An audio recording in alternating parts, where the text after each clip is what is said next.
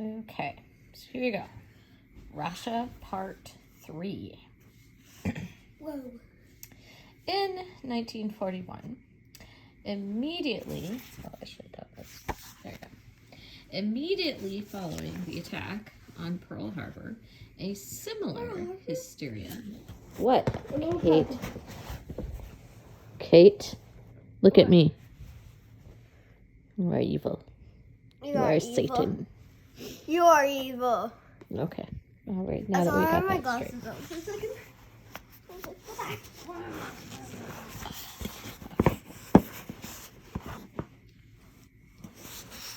I don't know why it's stupid. I should start over, but we're doing it anyway. All right. In 1941, we read about this in class. Immediately following the attack on Pearl Harbor, a similar hysteria burned through this country. The FBI swept through the Japanese American community on the West Coast as a lead up. Can you please stop moving? As a lead up to Japanese internment. Arresting more than 2,000 non-citizens. Those detained included community leaders, language teachers, and Buddhist priests. Edward Ennis, the general counsel of the INS, complained at the time that the FBI was turning many aliens over to the INS without a written statement showing good cause for detention. Herbert Nicholson, pastor of the West LA Methodist Church, objected that the arrests were arbitrary. That means, no reason. Law enforcement picked up anybody that was head of anything, he said. And Assistant Attorney General James Rowe Jr. later admitted that we picked up too many. Some of this stuff they were charged on was silly as hell. After these arrests, the government proceeded to detain over 110,000 people, 70,000 of them American citizens, on the basis of ancestry alone, in internment camps that, in the case of the one at Tule Lake, didn't close until 8 months after Japanese surrender. In 1988, President George H.W. Bush formally apologized for Japanese internment. Let's see. Fortunately, post-September 11th detentions nowhere approximated the scale and suffering of Japanese internment, but the comparison of politically motivated mass arrests should be drawn. Historians of Japanese internment frequently point out that the Roosevelt administration's choice to intern the West Coast Japanese and Japanese Americans was not driven by military necessity. The administration's own intelligence often confirmed that the community as a whole was not at all a threat to national security. But rather than following this course of justice, the administration exploded the jingoism. I have no idea what that is. I need to figure out what that is. And racism of the moment. Something similar had happened now. I should erase that word. Hey, Kate, can you go find me a colored pen somewhere? Why? Because I need one. I just found a term that I really feel like I should underline. Sometimes you are just a little brat. I should take that iPad away from you. I'll bring it to school. Hey, I said go find a colored pen. Go get me a couple of colored pens, because I need something to underline something. I don't need to understand why. Just go do it. Stop being a slug. And don't take your iPad with you. Pause it and go. All right. She's spanking her butt. Do that again, just for... Oh my God, they were all right there. Okay, here. You gonna spank your booty again? Guys, and my mom. Oh my goodness. Wow. I didn't think that my students wanted to see that. I even farted. Jingoism. Okay, sorry. Jingoism. Where was it? I just get it! Oh yeah, jingoism. I have never heard of that. We'll see if Miss Fife has heard. Okay. Oh, I get to go up again. All right. Colleen Rowley, the whistleblower FBI agent who criticized the Bureau for its pre-September 11 lapses, acknowledged the political and ethnic nature of the post-September 11th sweep in a public letter to the FBI director in March 2003. After 9/11, she wrote, headquarters encouraged more and more detentions for what seem to be essentially PR purposes. That means public relations, for the news, to show that they were doing something. Field offices were required to report daily the number of detentions in order to supply grist for statements on our progress in fighting terrorism. The balance between individuals' civil liberties and the need for effective investigation is hard to maintain even during so-called normal times, let alone times of increased terrorist threat or war. It is admittedly a difficult balancing act, but from what I have observed, particular vigilance may be required to head off undue pressure, including subtle encouragement. That means just like, oh, good job, not like, ooh, yay, to detain, or, oh, sorry, this was different. Subtle encouragement means, it would be nice if you would detain more, or round up suspects, particularly those of Arabic origin. I traveled to New Jersey one afternoon to talk to Sahel Mohammed, an attorney who represented 38 September 11th detainees. He told me about the difficulties he had reaching clients, talking to judges, and dealing with the new category of special interest detainees created in the wake of the terrorist attacks. This is not law enforcement, it's random enforcement. It's capricious and copious. Copious means a lot, and capricious means there's no good reason. It's like willy-nilly, who knows. He described how a detention policy based on not on credible leads, but on ethnicity or religion provides, at best, a false sense of security. I want my children to believe in America, he told me. What do I tell them? That everyone should be treated equally under the law, but Muslims aren't? And he offered his own prediction. In 50 years, Congress will apologize. As they should. I'm going to underline that one too. Oh, look. It's just a pink marker. Oh, and it's dry. That sucks. Okay. Let's for that. Let's just throw that over there. Try the blue. No, that'll seep through. Guess we'll just have to go back to this. In 50 years, Congress shall apologize. We should set our times on our Apple phones. 50 years to Congress apologize. After the initial wave of arrests, the Bush administration announced a new program, the Absconder Apprehension Initiative. The administration claimed that it was going after 314,000 people in the U.S. who had absconded, that means ran away, after having been served deportation notices. And it began by prioritizing Arab and Muslim absconders. Besides questions about the selective enforcement of such a program and the fact that it broke up many families, another problem quickly became apparent. Okay, so what they mean is that they were told, okay, your visa's up, you need to go back home. And instead, these people did not. So they're absconding, like refusing to do it and hiding, kind of.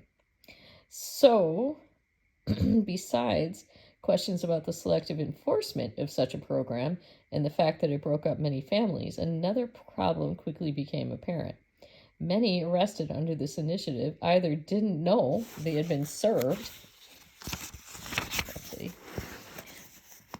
final deportation orders, which can be decided in absentia, so they go to court and say, oh, this person needs to go away, and they never notified them, or were not absconders at all, living out in the open and in full knowledge of the authorities, but with appeals pending in their cases. Such was the case with Rasha's family. So they weren't hiding, they were there. People knew their address all along. Immigration appeals with the current backlog of cases often drag on for 5 years or more, yet under this program, people were often taken into custody regardless. But immigration law, in the words of law professor David Cole, affords a convenient pretext for targeting millions of people. Just because the government has charged a foreign national as deportable, Cole explains, does not generally authorize his detention unless the individual poses a danger to the community or a risk of flight. But, as with most of the pro-September 11 detainees, the administration exploited an already flawed system of immigration detention, one that exists largely out of public view with the absconder initiative. This way, the government could claim success by appearing zealous and tough on terror. I remember that. They were saying, we've arrested this many, terrorists. Well, okay, so Rasha and her family was what they were reporting on. Nice. Well, along with a few, but still. It's just wrong. That way they could look tough, make us feel safer, and make themselves look better. Let's see. Targeting millions of people. Just because the government has charged a foreign national as deportable, Cole explains, does not generally authorize his detention unless the individual, poses a danger to the community or a risk of flight. But as with most of the post-September 11th detainees, the administration exploited an already flawed system of immigration detention, one that exists like, oh my God, I just wrote, this is horrible. Oof.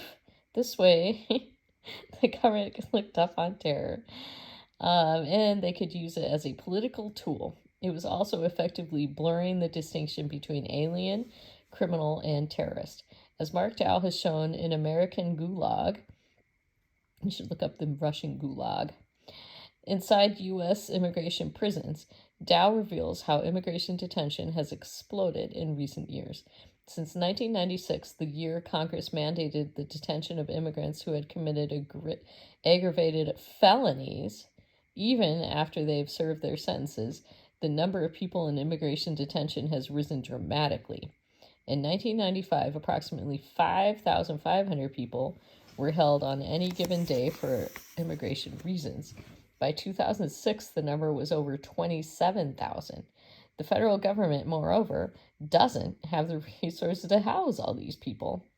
They often contract out beds to county jails, such as Bergen County Jail. That was just rude, Kate. Which holds about 100 immigrant detainees at a day rate of $85 a day, raking in a total of more than $3 million annually. Besides, we're not farting. I just farted. Oh my God. Besides being politically expedient, immigration detention is also a growing and lucrative industry. But what this system means is that you can languish in prison for a long time without ever having committed a crime. And this is what angers Rasha more than anything else. Her liberty was taken away from her for no good reason. She hadn't hurt anyone, but was treated like a criminal, and she experienced firsthand the manner in which people in prison are treated. She felt powerless to change her situation and utterly unable to challenge her accusers. And when the presumption of guilt was summarily dumped on her, she felt stripped of her dignity. Now she realizes the importance of speaking out, of correcting the ills that befell her and continue to befall others, and of being able to talk back to a system orchestrated to pacify you. She wants to grow from her experience and is preparing to pursue graduate work in international relations with a program affiliated with the United Nations. She is ready to dedicate her life to human rights advocacy because she believes that the only chance for improving our world lies in greater international cooperation and universal respect for human rights. She wants to move forward in her life, and after living through her ordeal, she believes it is crucial not to obsess about the past, but to look constructively to the future. Nevertheless, Rasha will never allow herself to forget what happened to her and her family. It was the first weekend after getting out. Rasha went with her girlfriends to Times Square to celebrate her release. That Saturday, they went for dinner at Chili's. Okay, that would be not the place that I would go. I would go for like sushi or something really good. Not Chili's, but that's just me. Gabby was there, and Nikki too, and a couple of Rasha's other close friends. They sat at a big table, and Rasha savored freedom of ordering food on a menu. Halfway through dinner, she got up to go to the bathroom. When she was coming back to her table, she froze in shock. It was him. All the restaurants in New York City, and he's at this one. There, at another big table, was the counselor from MDC, the very same man who constantly talked down to her and her sister, who treated them like criminals and criminals like animals, the man who'd made her mother cry. She stood there for a while just watching him. He was with his family at what appeared to be someone's birthday party. A woman, she looked to be his wife, was beside him and his children around him, along with several other people. Everyone was standing up at his table, pleasantly socializing. Here's this dickhead. God bless. I hope she dumps her glass over there. I know what she does, but that's what she should have done. That he'd probably get her arrested or some dumb thing like that. Rasha stood there and waited. She knew what she had to do, but she didn't want his children around. That was nice of her. A couple of minutes later, they were off playing with some kids at the other end of the table, and Rasha strode quickly over. She tapped his back with her finger. "Hi," she said. Her voice was ball-bearing steady. He turned around. "Hi," he replied, but there wasn't a hint in his voice that he knew who Rasha was. "You don't recognize me." All the scenes when he'd yelled at her, when he'd made her cry, when he'd made her mother cry, flashed in her mind. And yet, he didn't say anything. His expression remained changeless. "Remember?" she said, her voice turning up. "MDC, you don't remember me?" And suddenly she realized, of course he doesn't remember me. I'm not in a beige jumpsuit. But then he responded, "Oh, wow. See? You cleaned up your act." Rasha stared into his eyes. "You know," she said, inhaling deeply, "I wasn't supposed to be there in the first place." She then lectured him about how he should have known that, and that he needed to learn a thing or two about respecting others. She could feel her chest rising the whole time. She ended by telling him, oh my gosh, I can't say this word. It's so sad. It's so bad. I mean, it's so good for this. "You are an effing asshole, and you will always be an effing asshole." And before he could respond, she twirled deliberately and walked back to her table with a stiff spine and an anxious but triumphant smile growing on her face. She ran the last steps and was out of breath. When she got to her friends, she told them what had happened. "You won't believe who I just saw," she yelled. She explained who he was and what she'd said. It was such a satisfying moment, she told them, her voice sounding all brassy, like a trumpet blowing victory. "I would have punched him," she joked, "but he's like 7 feet tall." Now, if I were her friend, I'd go dump my water over his head. They all laughed, and Rasha was ecstatic. She couldn't wait to tell her parents. She knew it didn't really change anything, but it didn't matter. It just didn't matter. It was such a satisfying moment, confronting your jailer on this side of freedom. Such a satisfying moment. Kate, you like satisfaction, don't you? Yes. Do you like to do satisfying things? Yes. Yeah, I know you do. I got slime on my mouth. Slime? 1 second. No, not my book. I All right. wanted to draw a smiley face. Next is Sammy.